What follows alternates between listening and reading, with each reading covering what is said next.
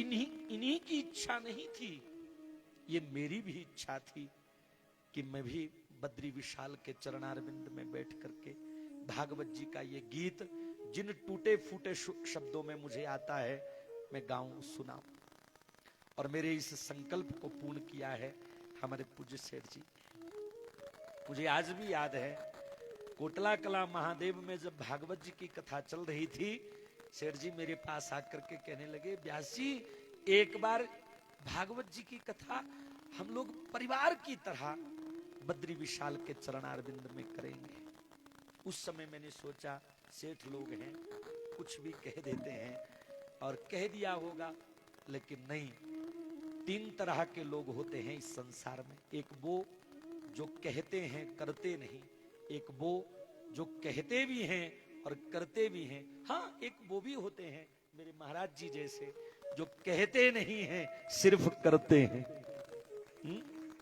सिर्फ करते हैं। लेकिन मेरे सेठ जी ने जो कहा वो करके दिखाया।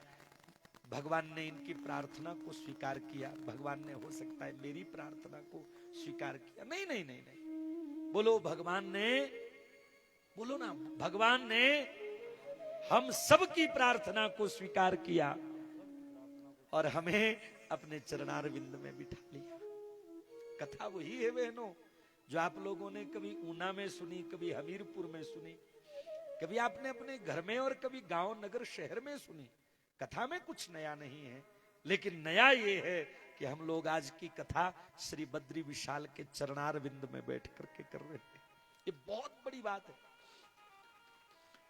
महापुरुषों से मैंने सुना है कि घर में ये कथा करवाने का जो पुण्य प्राप्त होता है, उससे 100 गुना ज्यादा पुण्य किसी मंदिर में जाकर के कथा करवाने से मिलता है। पर मंदिर में जाकर के कथा करवाने से जो पुण्य प्राप्त होता है, उससे भी 100 गुना ज्यादा कहीं किसी तीर्थ पर कथा करवाने से प्राप्त होता है। और तीर्थ पर जाकर के कथा करवाने से जो पुण्य प्राप्त होता है, उससे भी 100 गुना ज्यादा किसी धाम में जाकर के और गौशाला में बैठ करके कथा श्रवण करने का लाभ प्राप्त होता है। मुझे लगता है हम लोग आज भगवान के धाम में बैठे, सोचो कितना पुण्य एकत्रित करेंगे हम लोग इन 7 दिनों में। आज ये कथा प्रारंभ हो रही है और ये कथा चलेगी आने वाली 1 तारीख तक। जून से निकल करके जुलाई तक जाएंगे। मतलब वैसे मैंने आपको पहले कह दिया कि जून से तो भगवान ने निकाल ही दिया। कल जब मैं आ रहा था तो मैं बद्री विशाल की महिमा को सुनते हुए आ रहा था। महाराज जी यूट्यूब के चैनल, यूट्यूब के माध्यम से आजकल बड़ी जानकारी मिल जाती है, तो मैं सुनते हुए आ रहा था। एक महापुरुष कह रहे थे कि जो बद्री विशाल में बैठ करके सुकृत कर लेता है उसको मोक्ष मिल जाता है। उसी समय मैंने नेत्र बंद किए और बद्री विशाल भगवान के चरणारविंद का ध्यान किया। मैंने कहा दास को मोक्ष तो नहीं चाहिए प्रभु, दास को तो भक्ति चाहिए। बोले तभी तो भक्ति देने का नाम तो मोक्ष है। उस भक्ति को प्रदान करने के लिए तो बेटा आपको यहां बुलाया है। आप आओ ना, आप यहां बैठो ना, इस कथा सुधा का पान करो ना।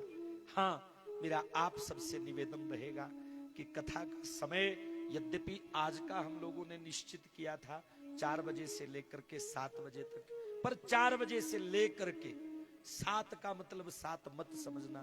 7 के 7:15 हो जाए, 7:30 हो जाए, 8 बज जाए, 9 बज जाए, 10 बज जाए, 11 बज जाए, 12 बज जाए, जितने बजने हो बज जाए, लेकिन जब तक उनकी इच्छा हो तब तक कथा चला करेगी। हाँ, मेरा आप सबसे निवेदन रहेगा कि कथा प्रारंभ होने का जो समय है उसे हम लोग याद रखा करेंगे। यदि कथा 4 बजे ही नित्य प्रारंभ होगी तो हम लोग 3:30 बजे यहां पंडाल में बैठ जाएंगे। और यदि कथा उससे पहले प्रारंभ होनी निश्चित हो जाए, कथा का समय ये ठीक है या पहले रखें? ये वाला ठीक है? ठीक है, बद्री विशाल के। हाँ, ऐसा भी हो सकता है यदि आपके मन में आए तो सवेरे 9 बजे से लेकर के 12 बजे तक कथा करके उसके बाद फिर आप दर्शन करने के लिए निकल जाओ। ये भी हो सकता है। ये भी हो सकता है कि 11 से 2 हो जाए तो उसके बाद दर्शन के लिए निकल जाए, लेकिन अभी तक यही समय ठीक है। मुझे लगता है मोहर जा रहे 4 से 7 तक ही लग रही है, तो ठीक है, 4 बजे से लेकर के 7 बजे तक का समय निश्चित हुआ। आप लोग यहां 3:30 बजे आकर के बैठ जाया करें और यहां कीर्तन करें, भजन करें। सुनो, हम लोग यहां पुण्य कमाने आए हैं। जितने दिनों तक यहां रहना, उतने दिनों तक क्रोध मत करना। जितने दिनों तक यहां रहना, उतने दिनों तक इनके साथ, इनके साथ मत करना। चुगली निंदा मत करना। यद्यपि मैं जितने भी चेहरे देख रहा हूं मेरे भाइयों के, उन चेहरों को देख करके मुझे लगता तो नहीं कि कोई बीड़ी पीता हो, कोई सिगरेट पीता हो, पर यदि किसी को ये बुरी लत लगी हुई हो तो मेरा निवेदन मात्र ये 7 दिन जो हम यहाँ बद्री विशाल के चरणारविंद में व्यतीत करेंगे, इन दिनों में छोड़ दो, होगी सो देखी जाएगी। इन दिनों में किसी विषय का सेवन नहीं करेंगे। अच्छा, एक और बात, इन दिनों में कथा के बीच में मोबाइल नाम के विषय को भी छोड़ना है। ये भी बहुत बड़ा विषय है। यदि आपको कथा के बीच में किसी का फोन आ जाए, तुरंत काट देना, मत सुनना। यदि आपको कथा के बीच में किसी का फोन आ जाए, ऑन करके रख देना, ताकि वो भी बद्री विशाल में हो रही इस कथा को सुन ले। कथा के बीच में जितनी देर तक बैठना, आपने बातचीत नहीं करनी है, बस सुनना है, इसलिए कि हमारा जीवन सुधर जाए, हमें कुछ ऐसी शिक्षा मिले जिस शिक्षा से जो जीवन में गलतियां हो रही हैं, उन गलतियों में सुधार हो जाए। आपके चित्त की एकाग्रता मेरे आनंद का विषय होगी। आपके चित्त की एकाग्रता मुझे बोलने का बल प्रदान करेगी। आपके चित्त की एकाग्रता मुझे आपको भक्ति के पावन रस को पिलाने की मजबूती प्रदान करेगी। इसलिए एकाग्र होकर के बैठना, दत्त चित्त होकर के बैठना। भागवत जी की कथा बड़े भाग्य से मिलती है।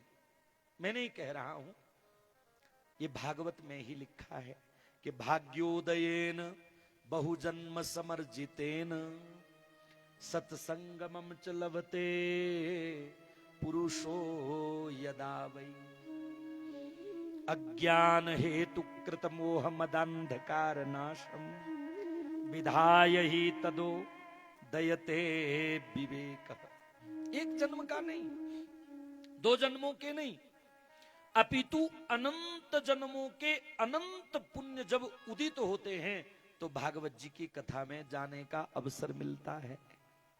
अनंत जन्मों के अनंत पुण्य जब उदित होते हैं तो भागवत जी की कथा में जाने का अवसर मिलता है। किसी ने पूछा, महाराज ये भागवत कथा करती क्या है?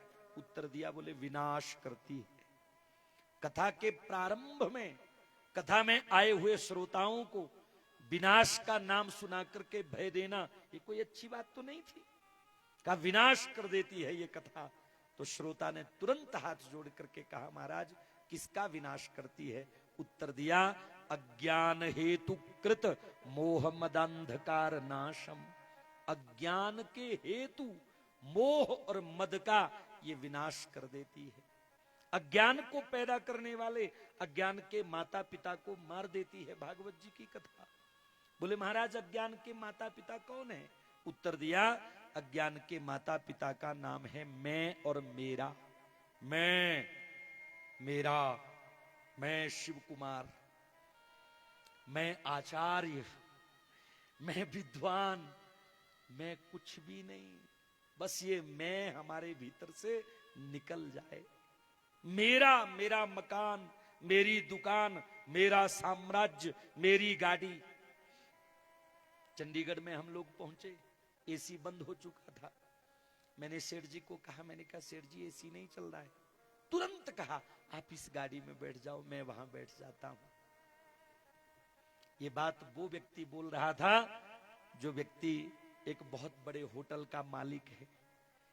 ये बात वो व्यक्ति बोल रहा था जिसका एक अच्छा खासा साम्राज्य है।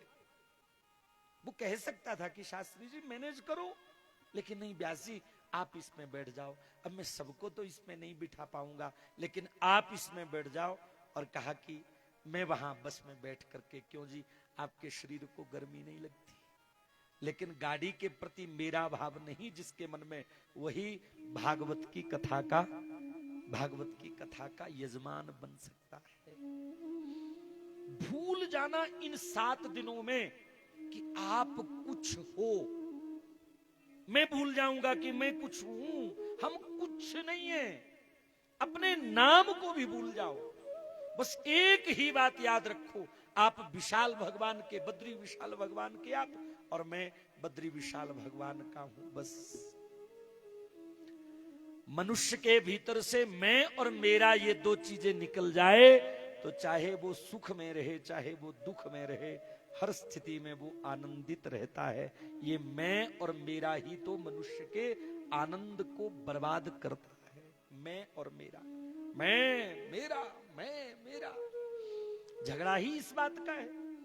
तो ये झगड़ा मिटाना था, इसके लिए भगवान ने भागवत कथा हम लोगों को दी है।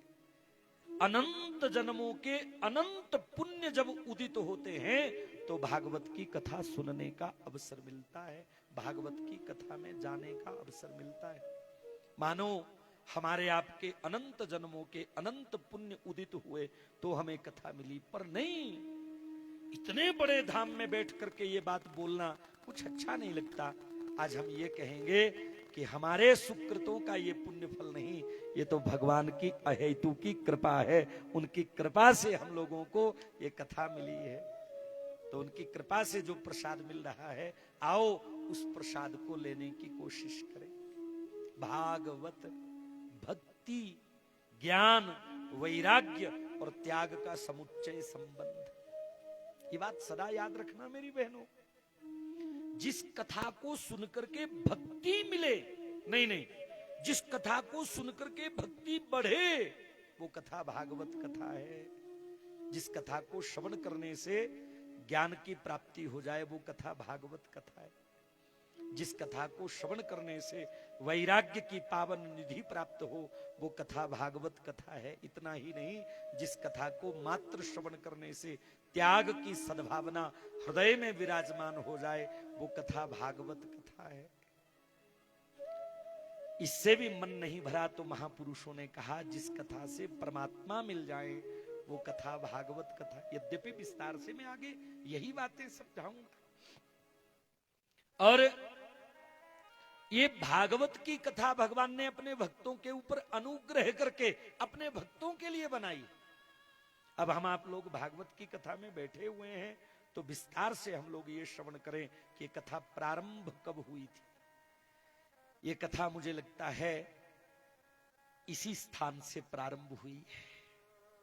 इस कथा का जन्म इसी स्थान पर हुआ है। सम्यप्रास आश्रम कहाँ है, हम लोग दर्शन करेंगे, चलेंगे वहां। वेदव्यास जी महाराज का वो पावन स्थान कहाँ है, हम लोग जाकर के देखेंगे। जहां वेदव्यास जी महाराज ने अपने मन की पीड़ा का निवारण किया। एक वेद के 3 भाग किए, उन्हीं 3 भागों के, उन्हीं 4 वेदों के आधार पर 6 शास्त्र दिए, और उन्हीं 6 शास्त्रों के आधार पर एक एक करके 17 पुराण दे दिए।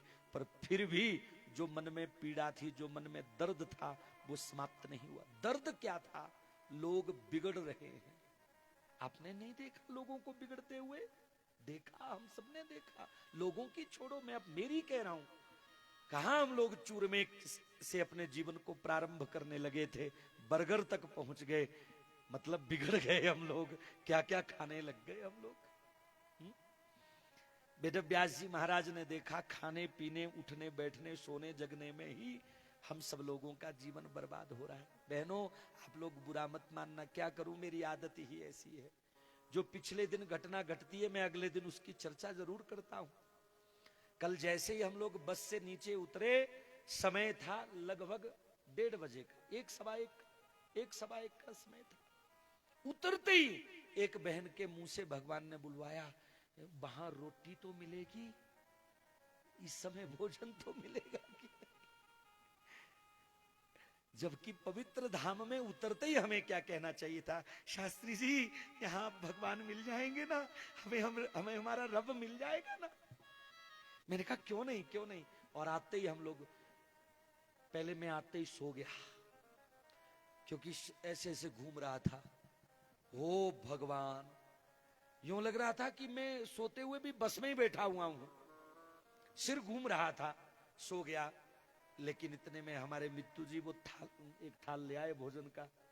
रात के 1:30 बजे का भी विचार नहीं किया मैंने कि 1:30 बज चुका है, अब सुबेर होने में कितना समय बचा है। रात के 1:30 बजे भोजन कर लिया, पर रात के 1:30 बजे माला नहीं जपी। किया क्या नहीं, भजन नहीं किया। भोजन तो करके सोएंगे ना महाराज, बीमार हो सकते हैं, भूखे रहे तो कुछ भी हो सकता है। और महाराज ये ऑक्सीजन पहले ही कम है, ले 200 आलू जो है बना के रखते हैं, कुछ और बना देता, ऐसा भी कहा होगा कईयों ने। मुझे जो प्यासी कहेंगे मैं कहूंगा यहां से, लेकिन मैं अपना और आपका सुधार करने की कोशिश करूंगा। ये छोटी छोटी बातें हैं, पर बहुत बड़ी बातें हैं, यदि इन पर विचार किया जाए तो।